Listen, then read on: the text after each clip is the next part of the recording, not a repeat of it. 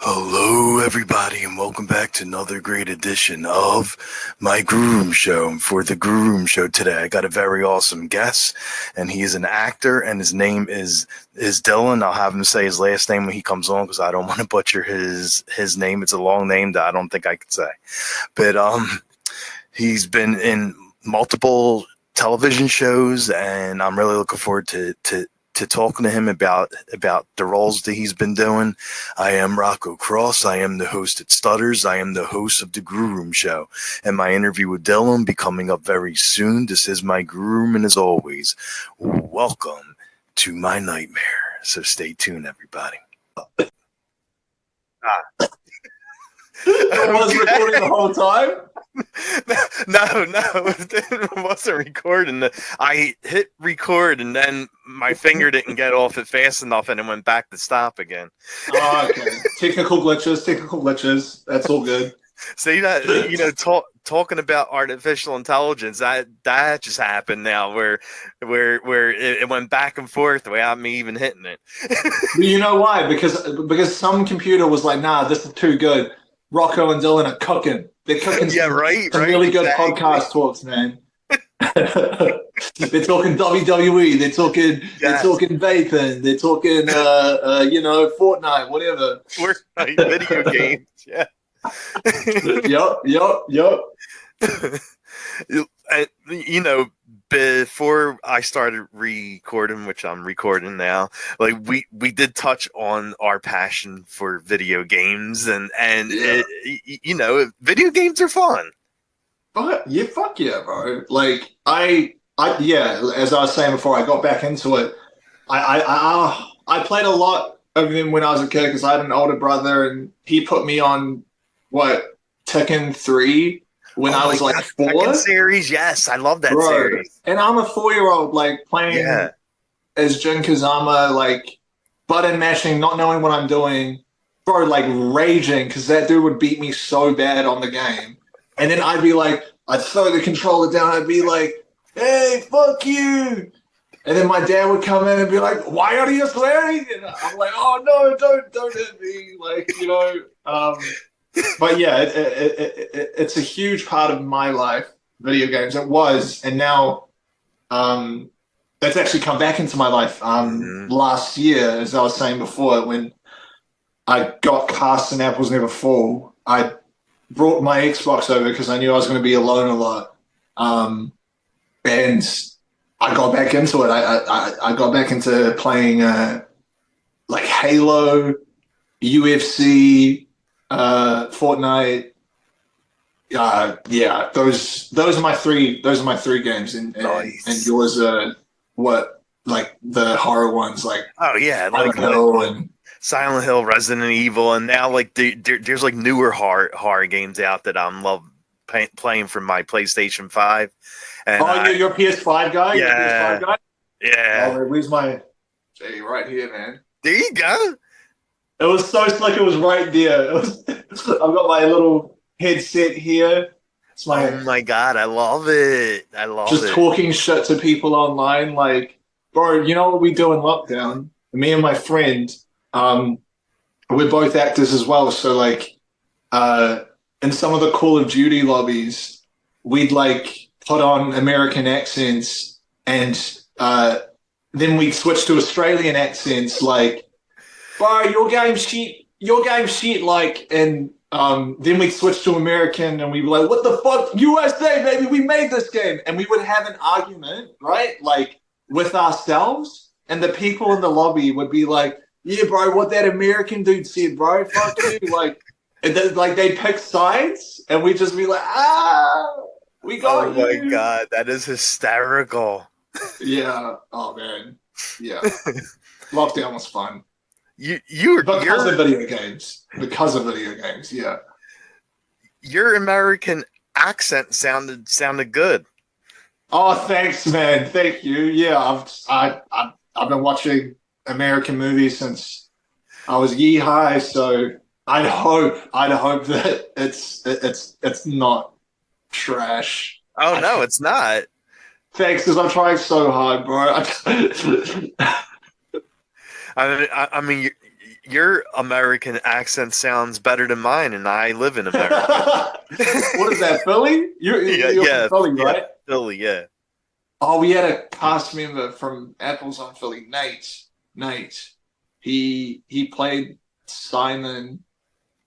I think that's his name. Simon and Apples before. And yeah, he was lovely. He was lovely. What's Philly like? Like all I know about Philly is the cheesesteaks, the movie Philadelphia. Rocky. Is Rocky in Philly? Yeah. Oh, what? Yeah. I didn't know that. What's the best part about your city?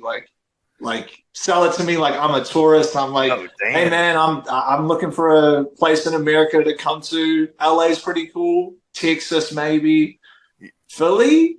Why should I come to Philly? Like, ooh, that's a good question. I never was asked that. But, I mean, if you're a fan of the Rocky films, like all the Rocky films are filmed in Philly, and you get to run up the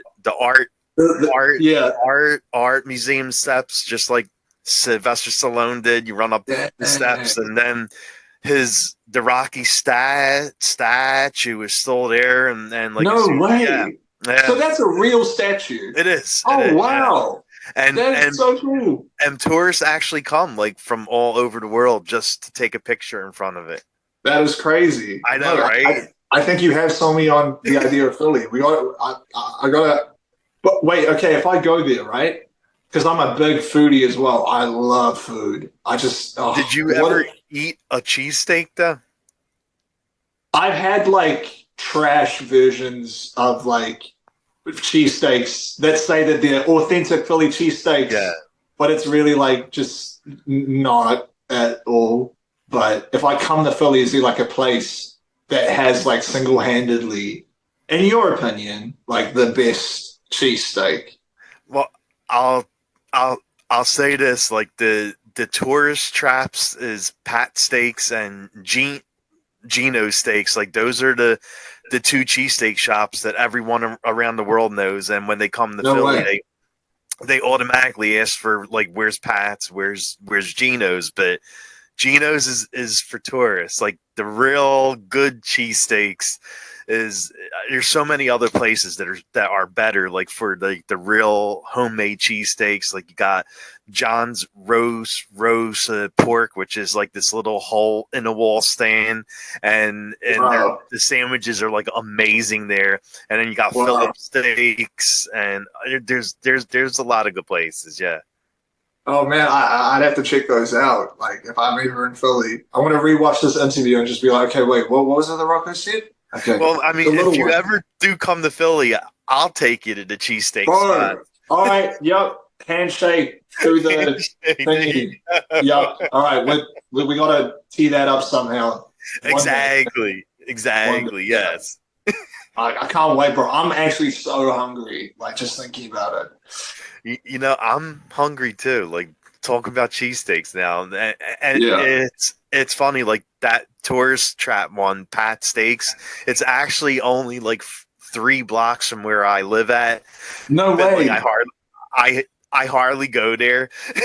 Yeah. Because I mean, like what the difference between like, okay, this is what everybody thinks is a good cheesesteak, but you grew up in Philly like all your life, like you've had cheesesteaks like for breakfast, lunch, and dinner your whole life, right? Like yeah, so exactly. If I try that little place that you were talking about, I'd just be like, wow, this is what a Philly cheesesteak is supposed to like. I like to try like at least 3 different cheesesteaks when I'm in there in Philly. Well, when you definitely come to Philly, definitely message me. Like I'll of course I'm doing it. Where the spots are at. Yo, awesome. Well, I guess I'm supposed to interview you about your TV shows, right? I guess I'm supposed to interview you, bro. We've just been talking shit the whole time, like. I mean, so someone's gonna go on and watch us and want to hear you talk about like your show and stuff, and I'm over here talking about WWE, video games, cheesesteaks, Rocky. They're gonna be like, what the fuck, man? Like what? the fuck is this, bro? What did I sign up for? Yeah, exactly. This guy's an actor? What? Huh? So, so like, what drew you to what? I guess I should start asking the questions, right? Okay. What, what drew you to want to act? Like, when did your passion start for it? What drew me to one? Oh, that's a. I So I got expelled from my first high school. I was just like hanging around with the wrong people, kind of thing. And then I went to my new high school, and they gave me the option of doing a language or drama. And I was like, I was maybe like 13 at that time, so I was quite young. Um, and with the language, I had already done it at the previous high school, so I thought I'd just give this drama thing a shot. Like, what are you running around in like spandex and shit? Like, and man, I went into that first class. Um, we have 5 periods a day, right? Like English, math, science, whatever. But when I was in drama, it felt like I had 4 periods a day because that stuff just wasn't work to me. It was the first time I actually enjoyed school. Like I remember I missed like this big drama assessment, and because I wagged a lot. Wag is like New Zealand term for like ditching school. Oh, okay. Yeah, I used to wag so much, but when I wagged this drama assessment to fucking play video games at home, right? I come in the next day, and I'd never seen my drama teacher like so serious. Marcus Stewart, his name is. He pulls me aside. He's like, "Where were you?" And I was like, "Oh, I was sick." And he's like, "You're bullshit. You weren't sick. You're wagging." And I was like, "Ah, okay, yeah." He's like, "Don't ever do that again." He's like, "Oh, can I just reset it?" He's like, "No, you failed." And I was like, that was like the first time I was like, "What?" But like, I love this shit. He's like, "Never miss any of my classes again." And from that day, like, I never miss a day of school unless I was like dying, right? Yeah, because the only reason why I came to school was, well, one, to hang out with my friends, because like that's what you do when you're that age. Be like, yo. And two was because I actually really enjoyed trying to do good in the subject drama. And like, yeah, ever since then, I kind of, they give you career sheets at school, and they'd ask you what you want to do when you leave. And I'd always kind of never allow myself to write actor. I'd always like, my brother was watching Mad Men at the time, and I was like, oh fuck, maybe that thing and I didn't even watch Mad Men, right? But it looked pretty cool. They were smoking cigarettes, and they looked like they had a lot of money. So I wrote down, I don't even know advertising and marketing or something. I'm not even sure if that's what they do in Mad Men, but anyway, I wrote that down, and it took me so long to actually. I don't think I ever wrote down actor when they asked me, "Hey, what do you want to like do when you leave school?" Because like, if you really think about it, it's not a viable thing. You have job insecurity. You're employed for like 6 months, and then you're unemployed for another 12. And it's like, it's really hard, but for some reason it was just like I had to do it. I must do it because it's the only thing that I enjoy doing that really fulfilled me as a child, and of course still does now. And I'm really happy that I did do that. I did do that. And from there, like, I auditioned for drama school, like, oh man, I don't even have enough fingers to tell you how many times I auditioned and didn't get in. I didn't get into like the National Drama School here in New Zealand. I auditioned so many times, like maybe like 5 or 6 times until I actually got in. Not to the National Drama School in New Zealand, but there was a diploma here in Auckland for a year. It was the actors program. That's where I went. And yeah, ever since graduating there, I've been lucky to uh, be working consistently. Yeah. Um, and yeah, I'm just glad that I did actually back myself. That 13-year-old kid was onto something, you know? So yeah, that's how I got Damn. it. Yeah. Okay. Okay. And I see like one of the first big roles you had was a recurring role playing Nico in Head High. And Yeah. what did you like about playing him? Oh man.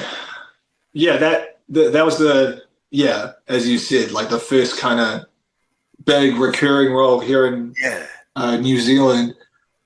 I loved a lot of things about playing that guy. I remember chatting to my friend about uh, what it would mean to be able to play someone like him, and what it would mean to a lot of teenagers that uh, didn't really have someone to look up to that just happened to be gay. Hmm. Like this guy was like suave, cool, charismatic. Everybody kind of just like was drawn to this guy, and uh, it would mean like he was just so much cooler than I was in high school, and um, it it was a lot of things, Rocco, but to dumb it down, it was so fun. It was so fun. Like Nice. every wild little choice that I wanted to do, and it kind of made sense for Nico to do because he was free. He was very Yeah. free, and that's what I tapped into for that. Yeah, so I had to like really think about it because I haven't done it in what? Oh, when was that? 4 years ago? 4 years ago now. It was so fun. It was so fun. Nice, Yeah. man. Nice. And I see you were on Young Rock, and we both talked about how much we love wrestling. Yeah. So Yeah. did you get a chance to actually be on set with The Rock? No, man. No, I had like the tiniest little role as a football player. It was when Dwayne went to Canada at one point in his life, and he joined the Canadian Football League.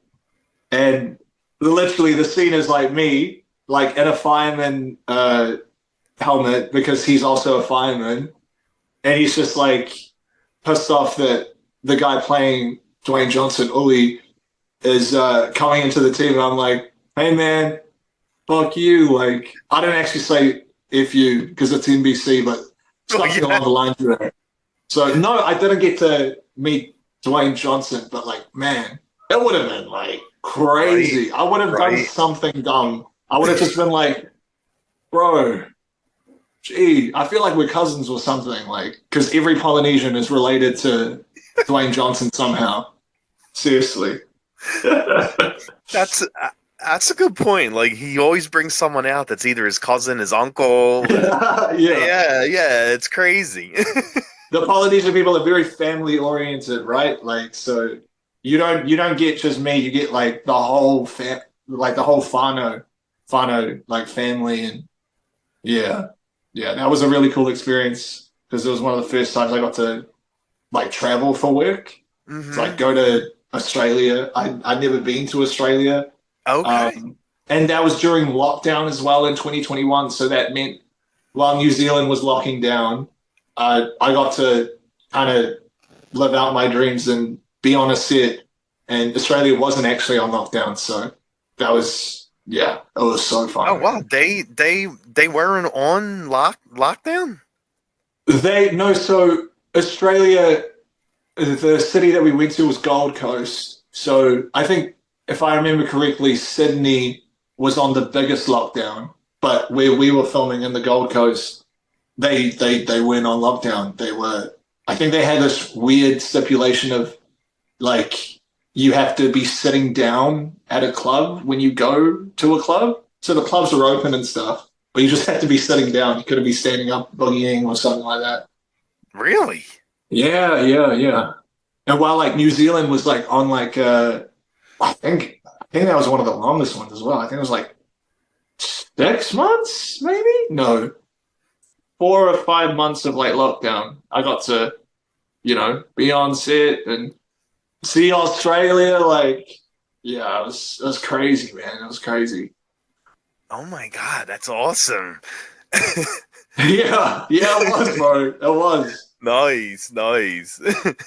And I see you actually came on for season 2 for 2 different shows. Like you did Sweet Tooth, One of Us is Lion. And how is the cast for both shows? Like you're coming in for Oh yeah, season 2, and how were they welcoming to you and treated you well and all that stuff? super welcoming for both of them. A Sweet Tooth I filmed first. I was a little like walk-in role, like I was a soldier or something. And I remember, oh man, I forget his name though, and the woman's name, but they were both South Asian, and my dad is Sri Lankan, so I'm Polynesian and South Asian, right? Half, half. Yeah. Uh, and the two cast members on that show really like welcomed me in because like when you're brown and you see someone else that's brown, you kind of have like a soft spot, like a welcoming, like Oh, brother okay. sister energy, like hey man, whatever you need, like. And I got chatting to them, and they made me feel so welcome. The dude was in Four Lions, I remember, but yeah, we were just talking about like my journey and their journey and how cool it was to have three brown faces in one scene. In Nice. one scene, I think the scene was just like me telling him, "Hey, the cavalry's arrived" or something like that. But it was still really cool. And for One of Us is Lying, like I remember being in the cast tent and was seeing Kareem and what's the other dude's name? Just two of the cast members like rehearsing, and it was like watching like a two-hander play like in front of me because I didn't know that they were rehearsing. I thought they were just chatting shit or whatever, and I was just like, oh damn, they're like acting. They're doing the scene that we're about to shoot. Fuck, that's that's really cool. And that scene that we filmed, it was like a big warehouse party type thing, and it was cool because they actually decked out this entire warehouse and like strobe lights and smoke and everybody. It was like this underground rave thing. So they Oh my took God, me that's out in awesome. like this vest and like they actually played music to get us into it. Really? Yeah, yeah. But then for sound, they kind of like stopped it, and you just be talking like this the whole time, and everyone's like, "Bro, why is this guy shouting? There's no music." All the extras are like, "What?" Anyway, that was really fun too. What's going on They're here? very nice people.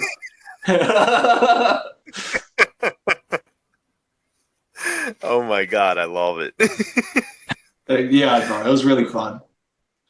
Hell, having a rave on set, like that's everything. Because there's no acting required. You just kind of turn up, you wait for the beat to drop, and you're like, Right? Yes, like exactly. Oh my yeah. God, I used to go to so many raves. Oh my God.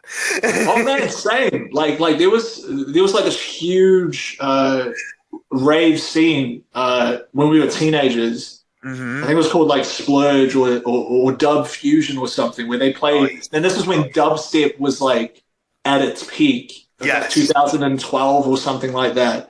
And they'd hire out warehouses and they'd have like foam cannons and stuff. Yeah, There yeah, was a yeah, paint yeah. party at one point. Yeah, yeah. Raves were really fun. Oh my God, yeah. And what happens at a rave stays at a rave. Yo, man. Yeah, yeah. He's Please, like, yeah. yeah. Next question, man. Next question. Yes. And how did you find out and get booked for your other recurring role now, Apples Never Fall? How did I find out?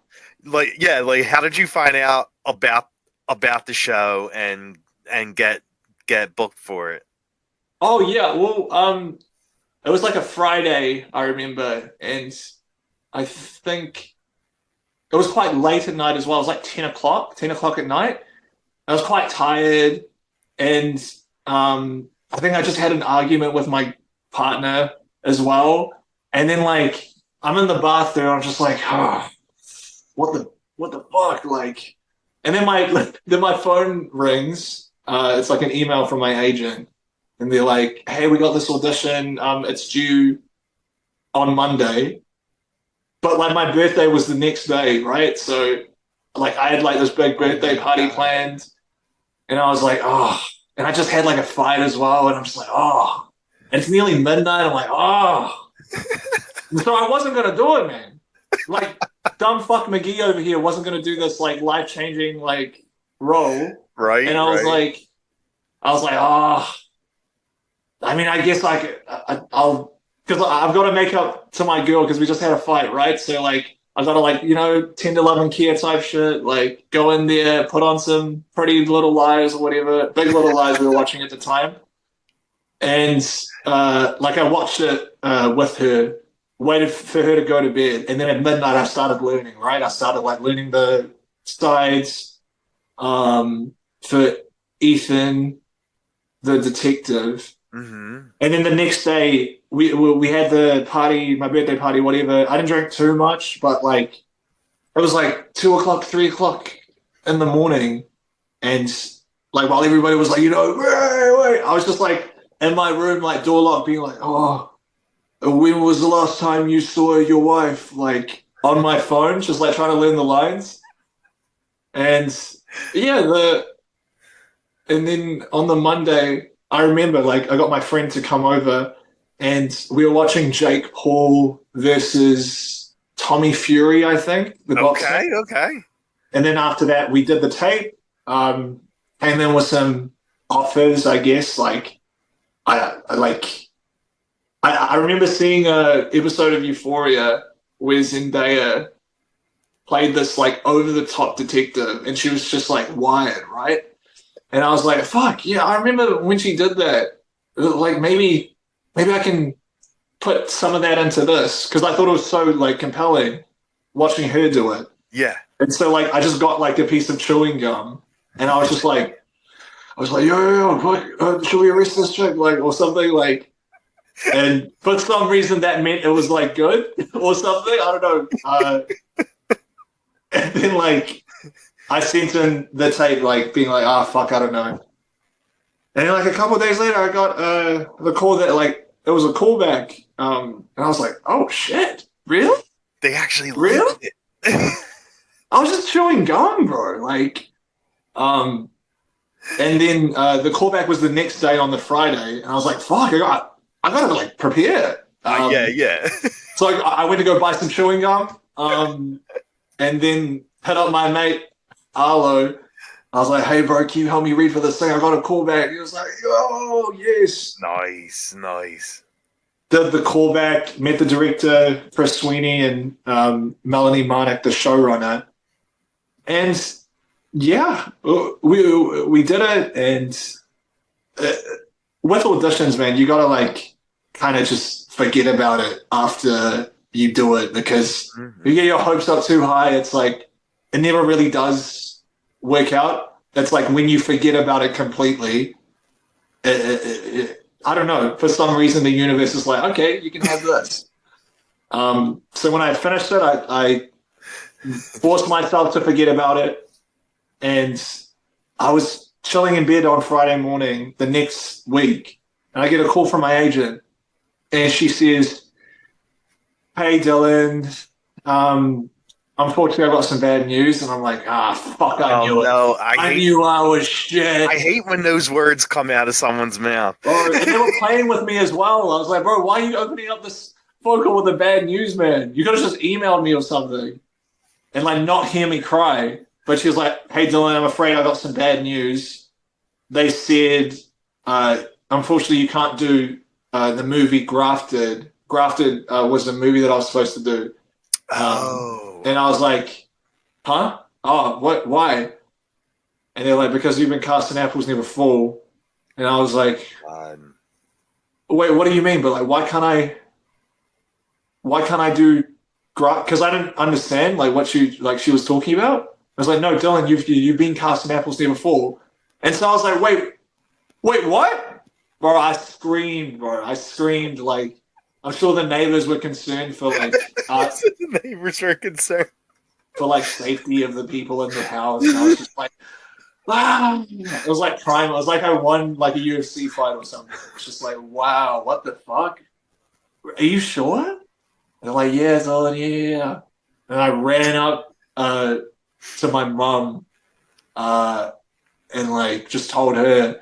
And she was like, oh my God, started crying. And yeah, it was really, yeah. It was a really cool moment for me actually getting cast. Because it's like, in that split second, your life can kind of like Oh yeah. change. It doesn't change that much, but like the experience that it was a dream, huge dream come true for me. Oh, Yeah. nice, man, nice. And like you are playing the the detective on the show. Like, did you have to do any kind of training for that, or did you have to learn like the styles and stuff, like Yeah, how to like go about their business?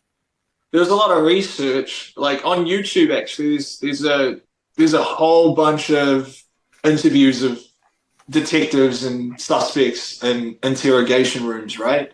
And there are actual techniques behind why there are two people in a detective room, and normally it's one that's asking the questions and spearheading an interrogation, and the other guy, which is who I was playing, is kind of watching like a cat, analyzing behavioral patterns, Yeah. and all this other stuff. Not really like spearheading an interrogation. I learned a lot about uh, the ways people can lie, how you can detect. What was it called? Deception.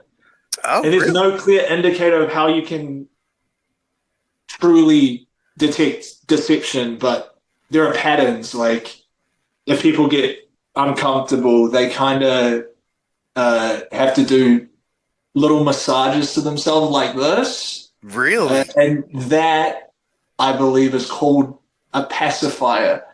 So when we're babies, to calm down, you suck on a binky, Well, and yeah, it kind of mellows you out. You're like, oh yeah, I'm all good now. yeah, But we repeat those patterns in like our adult life. Like if you were kind of just doing all of this sort of stuff, it shows that you're a bit uncomfortable, and that's not a clear indicator of deception. And don't trust what I say because, like, I'm an idiot that just went on YouTube and was like, "Huh?" Like, but that is what I remember learning about. So I thought that was like quite interesting. So like that whole time I was just trying to like watch Sam Neill like a hawk, being like, "Are you lying, bro? Okay, sweet. Gee, why are you rubbing your hands? I bet you done it." Um, and all the other people as well, like Jake Lacey. I was like, bro, are you lying, bro? I bet you're not lying, sweet. All that stuff was kind of what are I. you lying, bro? That's just the fucking question I was I could just asking. see you going up to Sam Neill, who's been in like 100 films. Are you lying, bro? Hey, you lying, bro? It was just like the monkey clapping the whole time in my head, like, are you lying, bro? I was just like, bro, I was just trying to like that whole time I was just trying not to be found out because like it's hard, man. When you got these like legends of the industry like in front of you and you kind of Yeah. have to well, you have to act now. You have to tell this story. The whole time I'm just like, are you lying, bro? Like, oh yeah, yeah. It was really a rewarding experience though because never in my wildest dreams did I actually think I got to work with, you know, one of, and a lot of people's childhood heroes, like Annette Bening. What? We didn't actually get to do a scene with it. We had a scene, but it got cut. So Oh. there was a cool moment though that we had with the cast. Sam actually organized this thing that we did every Sunday where we go to the theater in our hotel and watch a movie from Annette Bening's. Nice. So there was one point where I was watching American Beauty in the little movie theater, and like Annette Bening is like right in front of me, and then on the screen, like Annette Bening is like right there. It was just one of those like, huh? Yeah, right. What? Yes. What is my life, bro? That is correct. Like, why? How? Oh, but man, that was a time of my life, bro. Like, being on that set, getting to do what I love to do every day with like legends of this industry. Like, and yeah, bro, that was crazy. Like, I was watching The White Lotus, like, what was it? Like, in January that year. And I'm like, yo, man, I really like that dude, Jake Lacey. He's really, and then I'm working with him. Yeah. And I kind of fumbled the bag a bit. I was like, hey, Jake, bro, I love your work, man. I love your work. And he was like, oh, yeah, thanks, bro. Kind of stuff. Nah, but like, it was, everybody on that set was like really welcoming and loving. And I made like some lifelong friends, like my detective partner, Janine, who plays Camacho on that show.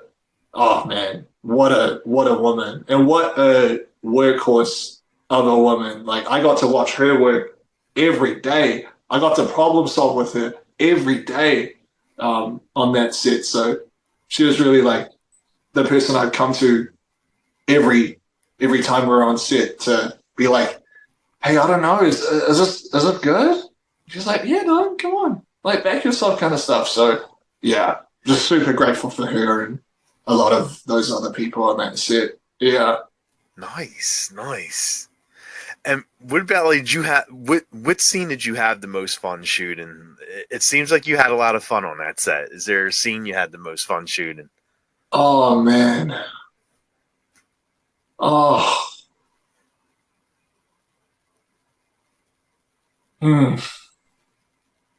Probably. Oh. That's hard, man. That's hard because a lot of the time it was just really hard to try and be a detective that, how do I say this? My favorite scene to film was every scene with Janine, because every time I would, I don't know, feel like I didn't deserve to be there, I just kind of look at her and be like, oh, no, I'm okay. I'm all right. For some reason, she wouldn't even say anything, but Yeah. she just had this very calming, sisterly energy that like grounded me a bit and just got me out of my head. So, well, that's a bit of a cop-out answer because every scene I have is with Janine, right? So maybe the last one that we filmed that actually got cut, but it was when Sam Neill's character, gets released from our custody, and it's like, oh, the detectives were wrong. Sam was right. Mm-hmm. And he kind of just like says, literally, fuck you. And before going into that, I was like, yo, and it was the last day for me and Janine like filming. So I was like, fuck, I feel like I haven't learned anything. Surely I've learned something. You need to learn something today. And I was like, fuck, bro, make sure you're turned on and learn something from the set. And so I was like, okay, I'm going to learn something today. And I chose to be way more present than I should have been throughout that whole shoot, I feel. Okay. And yeah, when you go in knowing that it was your last, you kind of have uh, more of a presence because while you're shooting something, you can you can get blinded by the beasts of making a movie or making a big TV show. Like, oh, big cameras. Oh, I just kind of really have to try and not be shit. But when it's all said and done, you only know how to. I heard this somewhere once, but I really resonate with it. You're the best actor for the role. You're only the best actor for the role at the end of the job. And I'm like, oh fuck, but it's so true, right? Like, Oh no, I know. at the end of that show, I was like, oh no, I know how to do it now. Wait, can we do it again? But it was too late, man. It was too late. But if I ever play a detective again, maybe I'll get that chewing gum out again. I don't know. Do it up. Have the chewing gum. Yep. Have like the swag in your walk and stuff. I'm gonna do it the next time because you told me to, Rocco. Okay, because they'll be like, you listen to a guy who hosts a podcast? Why? Dylan, why are you chewing gum? Rocco told me to. He's like, who the fuck's Rocco? Dylan, we're shooting. Come on. Okay, get the gun out. Okay. Yeah. What kind of music do you like? Like, what's on your playlist? Oh. I like a lot of things. I like R&B, indie, bit of rock, bit of reggaeton. Uh, yeah, like top three all time. I'd have to say Kings of Leon, the 1975, and Miguel. Miguel, I love Miguel. Yeah, yeah. What about you? Oh my god! Like, I basically like everything. Like when we were talking about like raves and dubstep earlier, like I love that kind of music still. Like Really? Oh, I dang. I still love the dubstep and like dance music, but like the music I love the most is like metal. Like Oh, what? I Like, love what heavy kind of metal? metal and rock and roll. Like I love like bands like Poison and Def Leppard and No Aerosmith and way. Bon Jovi and Black Sabbath and Judas Priest, Iron Maiden, like all those bands. Dang. Yeah. So did you? Because I had a bit of a metal phase when I was like, why are all these things happening when I'm 8? Like when I was a kid, right? Like Slipknot, my brother would just like Yeah. would bump it so much, and like I was forced to listen to it. But bro, I loved Slipknot back when I was a kid. Mike Cam as well. Mike Cam, Panic at the Disco, Good Charlotte. Like I had a huge phase for them as well back when I was younger. Yeah, even now, bro. Did you listen to Marilyn Manson too? Like with like the Slipknot era, like Marilyn Manson and Rob Zombie and those kind of. Dang, I actually missed the Marilyn Manson train. But I remember there was this one time at drama school where we were running around pretending to be like animals or something, like a cat, and our teacher played uh, Marilyn Manson, and we were supposed to be like real carnal, real like move, and like you're not a human, you're a savage, and it was yeah, I fucked with it. Like it All was right. really yeah. Are you quite into Marilyn Manson?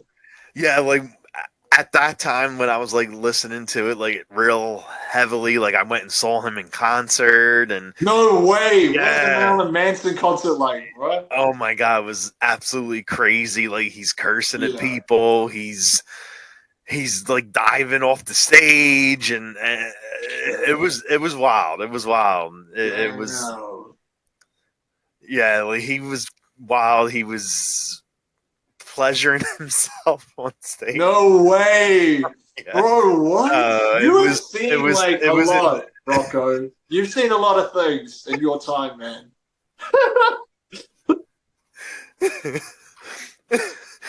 yeah. That's crazy. I know. Did anybody do anything? Were they like, "Hey, Marilyn, don't do it"? And he was just like, "Or I didn't sign up for this. I want you to sing songs, Marilyn." I know, right? Exactly.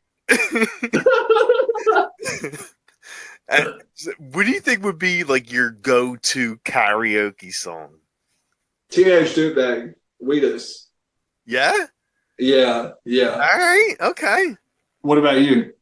Me, I was telling you earlier how big of a wrestling guy I am, and Chris No way. Jericho has a rock band, Fozzy. That's right. That's And right. when I do karaoke, I do one of the songs from Fozzy. It's called Judas. That's the song that he comes out to the ring to now. Wait, not the Break the Walls Down one, is it? No. Break the walls down. Yeah, no, that was the WWE one. Like Jericho's Right. in AEW now. Yeah. Oh, okay. And he comes out to his own music. Like, No way. yeah. Because I remember seeing as a kid that he had a band, and I was like, "Oh, okay, that's cool." Oh, but you can't beat that classic one, though. I know. Right? No, his song Judas is really good. Like when I Really? do karaoke, I gotta give it a listen. I have to. Oh yeah, Judas, Fozzy. Judas, Fozzy, yes. Okay. Yeah, Jericho, like that.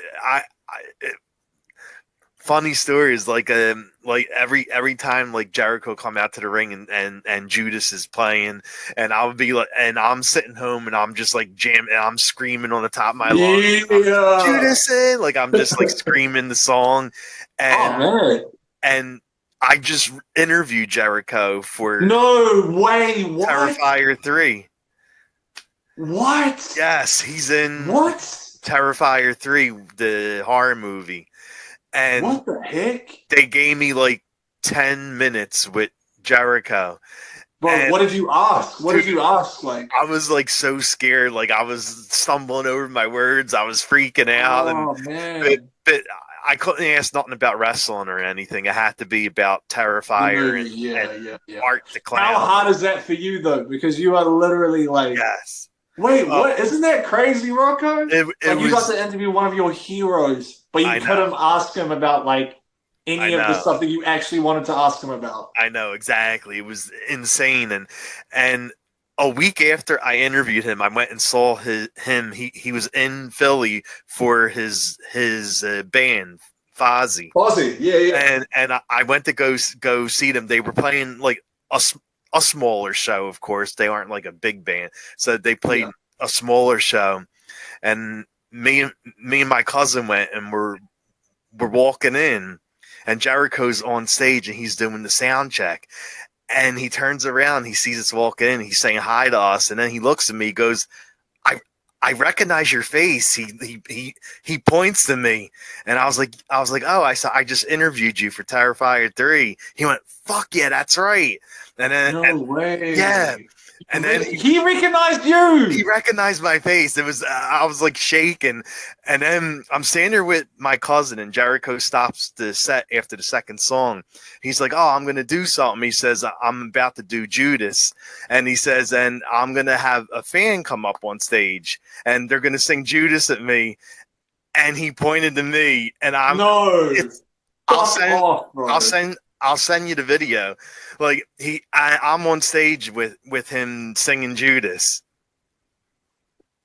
Yes. That's like your fucking karaoke song. Man. I know, and I'm singing with Chris Jericho. Like I feel like you could die tomorrow, and it would just be like, okay, like because you've done it, man. Rocco, you've lived a life. You've lived a life, Rocco. That's actually crazy. That is so cool, man. I know, right? Wow. Yeah. It's just I still can't believe that happened. Like I literally like have to go back and watch the video thinking that I didn't dream it. And you have the video. Yeah. Bro. You need to post it on your page. Oh yeah, it is on the page, yeah. Oh, it is? Yeah. Oh wait, what?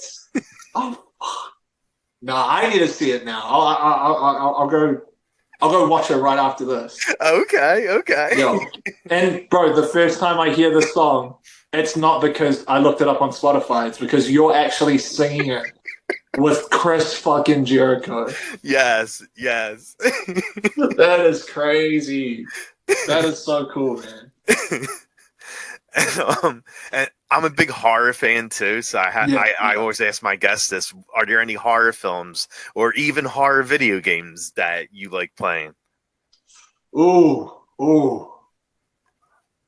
Films. I remember. I think it was only like last year, actually, but I think. Uh. Oh, what is it called? Talk to Me. Have you That seen was Talk to really Me? good. Yes, That that was was really good. incredible. But that was the first time in a long time where I went into a horror movie being like just so taken on the story, and it was told from an Australian lens, and Australia and New Zealand are very close to each other, and seeing just kids be kids and seeing them be like shit terrified, but not in a cheap way, but in like a really well thought out way was